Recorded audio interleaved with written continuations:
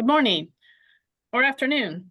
My name is Kim Gaither. I'm the Provost and Vice President for Academic Affairs at Culver-Stockton College. And so that puts me over the areas that your student will be involved with from an academic perspective. So I'm also going to want to introduce some of my partners here that work with students. And so I'll ask Casey if she will please introduce herself. Yeah, of course. Hi, my name is Casey Lovelace Hall. I am the Assistant Director of Student Success, Coordinator for Accessibility and DEI here at Culver-Stockton. And I'm going to let Kevin go ahead and introduce himself.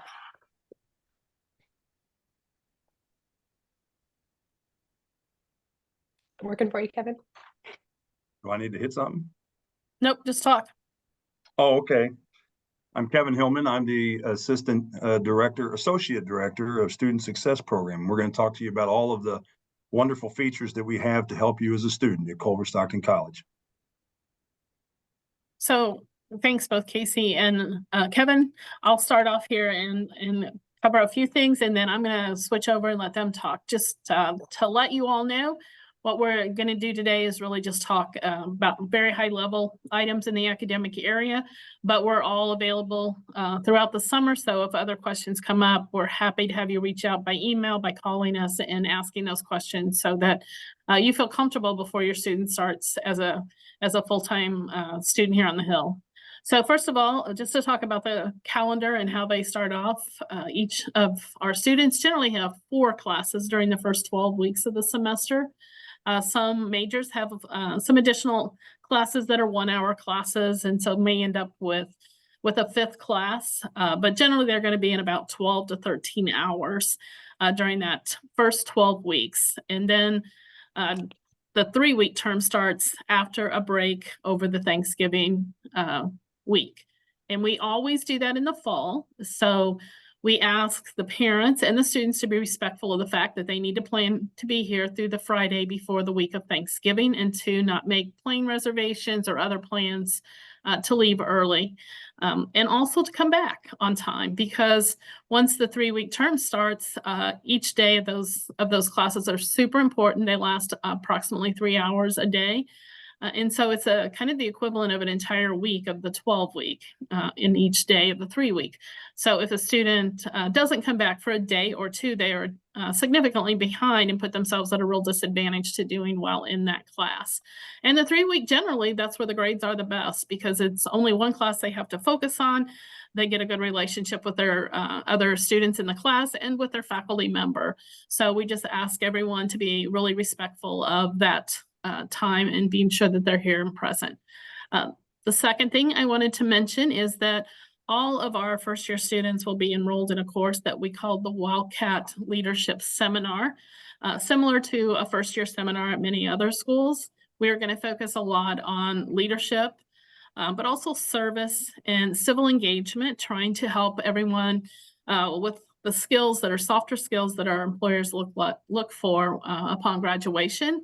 And then, of course, just navigating college, time management, and being a successful student. So we do cover that in that first year course called Wildcat Leadership Seminar.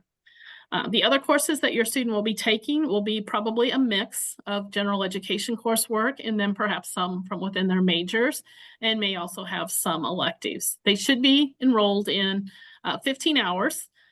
Some students will be in 14 hours, some students will be in 16 hours, but you need to average 15 hours a semester because that gives you 30 hours per year. And to graduate, you need 120 hours. So that fits over 4 years at 30 hours per semester or per year. Support and help that we have here from an academic perspective.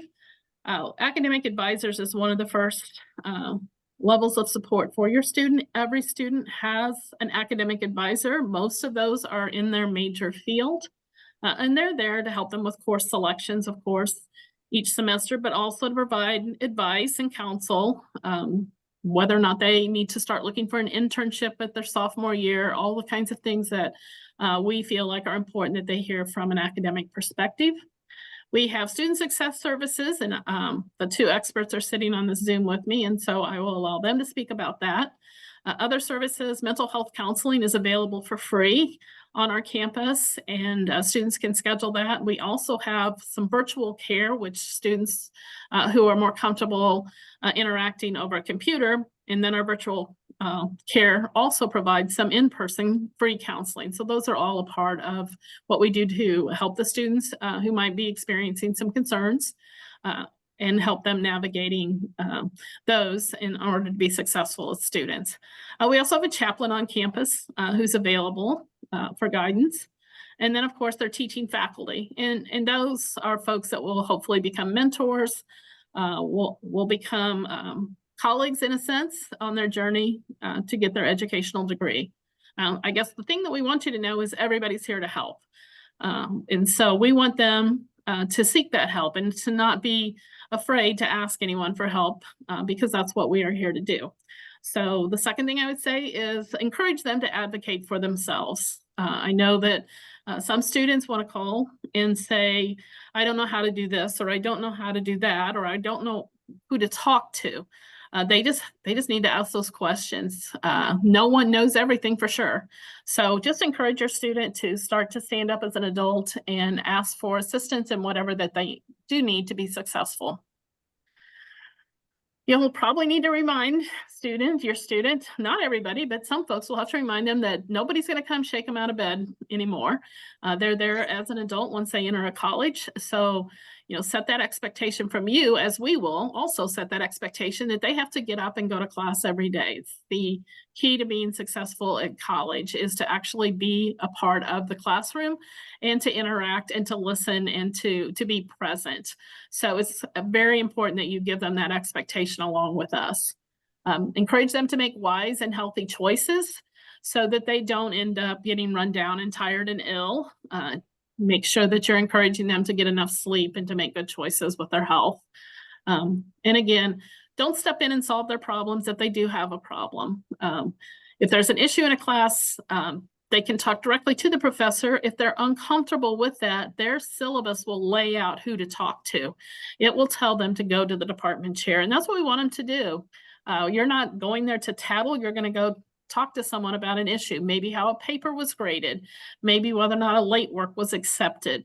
And so this is an important adult skill, is to learn to advocate and to ask people to be accountable back to them if they don't feel like something is being done as it should be.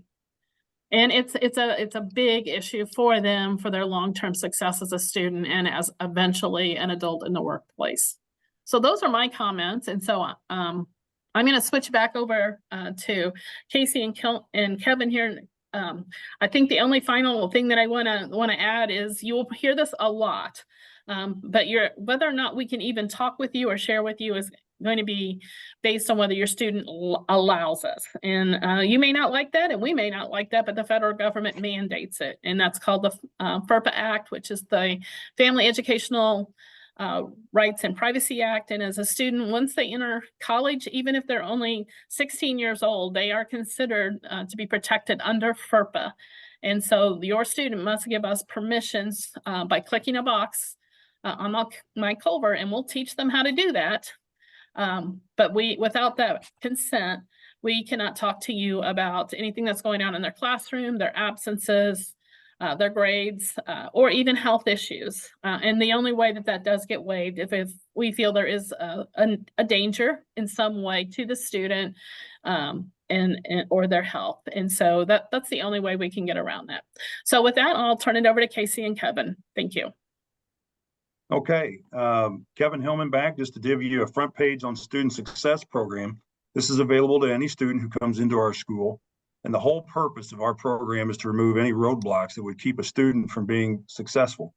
These can be advising, personal problems, helping find resources, helping with classes, getting a tutor. It can be mental things, physical things, attendance, grades, any of those type of things that stand in front of a student, we try to help with, and come see us. We're going to walk you just real fast through what would look like as you're coming to Culver-Stockton College for the year. And the first one is our Catalyst class. And that happens 2 weeks prior to the beginning of the semester. And in that 2 weeks, the student, if they want to sign up for that class, it is $825, but you will get 3 credits of class and accelerated program inside that 2 weeks. You get to get your room, get checked into your room before the regular students get here. And you'll also knock out 3 credits, as well as learning a lot about our campus. We'll have activities in the evening and everything. And it's just a great opportunity for those that want to get an early jump on it.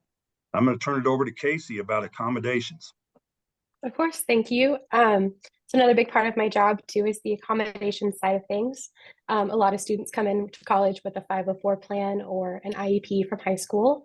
And while that doesn't look exactly the same at the college level, I'm happy to help with transitioning that. Like Provost Gaither said, one of the biggest things is that if your student has not checked for FERPA, I'm not able to talk to the parents. And the big thing too is encouraging your student to advocate for themselves and come talk to me. I'm not scary. I'm going to try and help you as much as I can. And that would go with the academic side of things, or if they're needing a single room, an ESA on campus as well. Those are all things that would come to me. And the best way to talk about that is either going to our website or coming to my office to talk about it. And I'll go back to you, Kevin, talk about our alert system. Okay, as we move down through our alert system, any staff member on our campus can put into an alert system about a student. And so your student, if it is any of the things I mentioned before, that they just have worry about them or feel like they're struggling, that alert system will go through the proper people. If they are an athlete, it'll go to their coaches, it'll go to the provost, but every one of them comes through student success. And with those, we're going to reach out to your student and try to help them with that. If it is grades, we have tutoring system available. We try to get tutors to help with any class that we can and search those up. And they can come to the library and have free service from tutors to help them with writing a particular class, anything else. If your student is struggling and they happen to be on probation or they're a committee admitted student, or if you or the student decides that you would like a little additional help, they can get a student success advisor. Now, every student will have a faculty advisor, but the student success advisor will meet with them weekly and just try to give them a little bit more hands-on help into getting with those struggling students. And we found great success with that. Again, just like Provost Gaither said, we will try and have any amount of people in front of your student if they are willing to ensure their success here on campus. We have several different students and student groups. International students is one that I'm in charge with, and we're trying to have activities and increase the amount of focus that we have with our international students on campus, and they will also be becoming a part of the student body next year with voting procedures and things like that. Casey's going to talk about ESAs and first generation students. So the last thing I have is our first generation program. So if your student is a first generation student, which means that neither of their parents graduated from college, we do have some extra support for them. That may look like just coming in and having some additional mentorship, attending some job fairs, some social groups, things like that. And attending a couple of those events every year, you get a beautiful stole to wear during graduation. So that's just the extra little bit of support for them. And then piggybacking off what Provost Gaither said earlier, highly encourage using our chaplain, our counselor, all of our resources here on campus. We have so many to help you and your students. And that's, I think, all we got. We're going to throw it back to you, Provost Gaither. Thank you. So I'm going to share a screen with you all really quickly that has our contact information on it so that you can find us again if you need more information. And I'm clipped this out of our directory. And so it will show you who we are and our names again. And then you can go to the directory if you need it and be able to find us. So very quickly, here is the screen. Not what I was. So if that's helpful for you, you can use that to find us. So thank you again for joining us today. And if you have questions, feel free to reach out to us, our contact information. Best of luck. I hope you have a great summer with your senior. Thanks. All right. I don't know. Okay. You want to view it, or you want to try it again, or whatever you want?